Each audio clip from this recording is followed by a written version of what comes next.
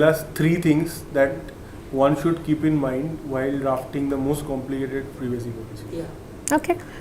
So when you're drafting a privacy policy, there are 3 things that you need to take care of. Is A, what is the PII that you are collecting as an organization? Okay. What is So PII? personal identifiable information, right? So you have to actually go a step before it, look at all the data that organization is collecting, not just PII but non-personal data as well. Okay. Take everything into play. After that, take the PII into play, and once you see what all information you are collecting, then also see, okay, the job of a privacy policy is to inform. It's to maintain visibility and transparency in among the users who are reading the privacy policy and knowing what is happening to my data, what is happening to my information, what is the company doing with it. That's the basic point. So A, what is the PII that you are collecting? How am I collecting it?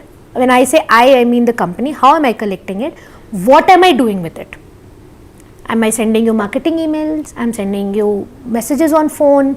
I'm going to use it to send you letters to your home. What is it? All of that needs to be defined. Once you do these 3 basic steps, the next step comes in what are the basic security measures that we take to protect your data. Okay. Now in that security measures, depending on company to company, you go as comprehensive or as minimal as possible. The reason why we go minimal is because companies sometimes don't want to write everything on the website. They don't want to define everything. And why promise so much? Why promise so much? That's a very important point. But there are regulations. GDPR, for example, requires you to define.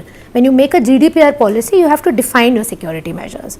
Okay. Obviously, it's not about giving every detail, but just basically making sure that if GDPR says 5 security principles, you need to cover all those 5 security principles, right? So that is how you differentiate. So these are the 4 points that goes definitely.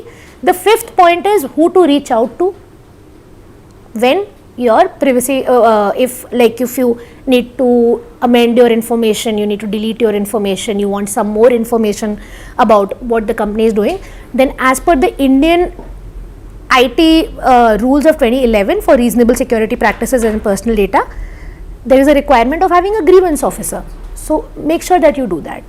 Okay, that rules also require you as of right now to have the right consent also into play. So you define that as well, that we are taking consent from you. This is the way that we are taking consent. This is what a generic security general privacy policy looks like. There's another angle to the privacy policy, which is if you are sharing my information or collecting my information with third party providers.